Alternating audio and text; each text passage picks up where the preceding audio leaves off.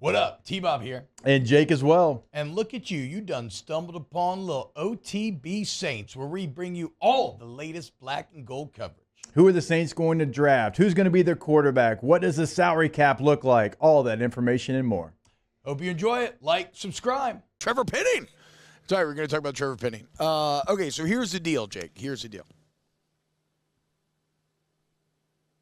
Is there still hope for Trevor Penning? And the only reason I ask this, obviously the early returns have been awful. You know, my guy can't even get in on jumbo package. But yeah, it's not great. He came from Northern Illinois, right? The jump to the NFL from Northern Illinois is extreme. He dealt with a lot of injuries, which essentially took away what should have been a year of – or Northern Iowa, excuse me. I said Illinois. Which Same thing. Took away, yeah, right. Took away a lot of time to develop, right? And it's, I don't know, whatever. I'm not going to overcomplicate it. The point of all this is, look, we sit here and we champion how the Packers handle Jordan Love, but then we kind of don't allow the same opportunity for a player at another position to develop in the same way. Like, yeah, Trevor Penning may suck now, but, like, what's to say in – you know, and next year he gets better. The year after that he gets a bit better. I mean, Cam Jordan didn't come in and dominate the league day one. Now, he was better than Penning, obviously. Yeah. But he didn't dominate the league day one. And, again, maybe he'll never be great, you know? Right. Maybe he'll never be awesome. But at this point, you just need him to be a viable starter because at some point.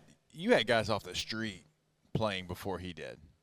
Literally off the street. Yeah. They were, but NFL vets, but still like off the street. Right. I'm surprised they haven't tried to kick him down to guard. They talked about that. Jeff Ireland said they that moved Pete out to tackle, and he's kind of been a swing player. Like, a lot of times if you struggle on an island, but you're still a little bit of a mauler, like that's kind of your MO, like moving down to guard. And even if you're tall nowadays, I feel like tall interior linemen exist more and more. I mean, you still got Ethan Posick at 6'7", balling out for the Browns at center. So you see more of that. Because you got to get something out of a first-round pick. You can't have a first-round offensive lineman that can't get in on a jumbo package. No.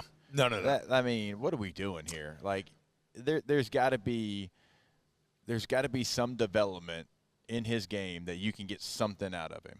Yeah, and so I think that I guess I just wanted to offer the Jordan Love perspective there, right? Like, I know everybody's frustrated with Penning and whatnot, but I do want to allow some room for growth because growth happens over time, and he got dealt some bad hands at the beginning of his career, along with trying to make a jump from Northern Iowa to the NFL, which is extreme, y'all. I mean, it is the probably the best player he faced in his career at Northern Iowa is who he's going against every day in every practice, and then some guys who are way better because they're the best in the NFL. So, look. And Jordan Love's awesome now. Jordan Love's set for 3 years. I'm not saying that you need to get more out of him, certainly. But, yeah, Ireland did talk about maybe moving him down to guard and how he thinks the coaches haven't confirmed it, but that's something that he could see and that they should explore. One other thing that I thought was a bit telling from Jeff Ireland, and this is me reading between the lines. I am projecting here. But he was asked about the 2017 draft, right, which is – Marshawn Lattimore, Ryan Ramczyk, Alvin Kamara, I think Alex Anzalone. Hendrickson in that? Maybe Hendrickson as well. It's like legendary, right? It's up there with the 09 draft or 06 draft that set the Saints up for years. Here's what Ireland had to say. He said, because he kind of pointed out, I mean, yeah, it was a great draft, but, like, look at the number of picks he said we had. Quote, we had a top 11 picks. We had a top 11 pick. We had 2 picks in the first round. We had 3 picks in the third round. So you know you've got some ammunition. Oof. You've got to be well-equipped with the resources to have a 2017 draft. We haven't had those kind of resources at the top of the draft in terms of first 3 rounds. If we're armed with that, we got a better chance. That's fascinating to me. Because that feels like a disconnect between Mickey Loomis and Jeff Ireland, right? Yeah. Why in the world – if Jeff Ireland's done very good in New Orleans for the most part, college scouting, why in the world are you continuing to or are you continuing to prioritize just going all in on one guy and wasting resources for one guy instead of trying to just create more ammunition like Ireland is clearly asking you to do? Yeah, because you have a history of just going all in, just completely Nobody trades all up in. more than the Saints. Right, and you look at that draft. You had Marshawn Lattimore at 11, Ryan Ramczyk at 32, Marcus Williams at 42, Alvin Kamara at 67, Alex Anzalone at 76, Trey Hendrickson at 103.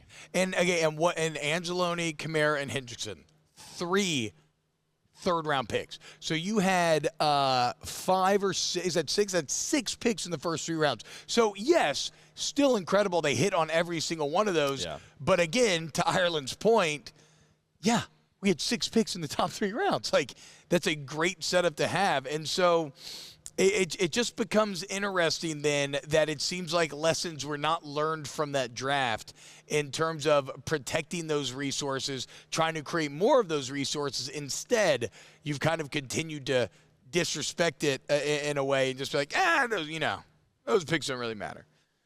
We're going to move up. We're going to get our guy. That's where you create your team. Like, you create your team through those picks. First-round picks are great. They can be game changers. But you create the core of your team and really the value of your team in rounds 2 through 4. Yeah. That's where you get starters. The meat potatoes. Like, that's where your team is built. And when you go all in and you go all in and you go all in, and you can even have a 50-50 hit rate, but that's still not good, right? Because, you have to create depth like they're creating here.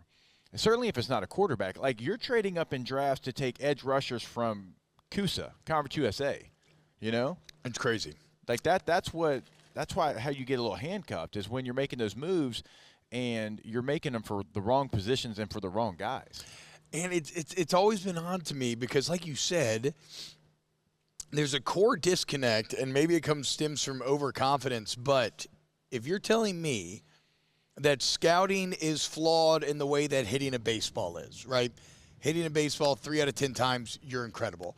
Let's say scouting, you hit 65% of the time, you're incredible. Doesn't it make sense to diversify, right?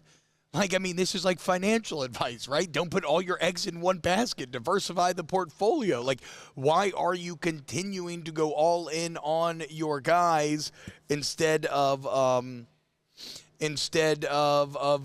trying to spread out your targets and therefore giving you a chance to benefit off of that high miss rate? And T-Ball, look at the next year, 2018, when you move up to select Marcus Davenport. So 17, you have this incredible draft. Yeah. And then you move up to select Davenport. So he's your 1. Traquan Smith is your 3. Traquan Smith was basically an inline blocker that just lined up a little bit wider. Yeah. Like, that's what he was in his career. Rick Leonard, full disclosure, no idea who that is. That was your 4th-round pick. That's Rick Leonard. Natrell Jamerson, he was your 5th-round pick. No offense to him, no clue who you are. Cameron Moore was your 6th-round pick. So, you kind of get the theme. Actually, Boston Scott. They drafted Boston Scott. The 6th-round pick, might end up playing the longest of anybody that you drafted. And shout out to our guy, Will Clapp. Will Clapp made it. That was a good 7th-round pick. But even there, Jake, my takeaway from that is 2 picks in the first 3 rounds versus 6 picks in the last 3. It's no disrespect to Rick Leonard or Natrell Jamerson Leonard or got Cameron drafted Moore. 127 overall, and he lasted a year in the NFL. Jamerson gets drafted in the 5th round, which, they expect you to be on the team in the 5th round. He played 21 games in his NFL career. So, yeah, you just the hit rate there, because you're right. You only have 2 picks in the top 100 picks compared to how many they had in 2018. So I don't, I guess the takeaway there is Loomis and Ireland need to get on the same page. You need to start prioritizing creating those resources to build better foundations with the team. And you have to do it now, Jake, because you're the oldest roster in the league, you know? Wow, just amazing black and gold takes right there, Jake. I don't think I've ever heard any takes that are better than the 2 guys that just gave you that take. And you can keep getting them by going ahead and liking, subscribing, ringing the bell to get notifications when we post. Have a great day. We'll see you on the next OTB Saints.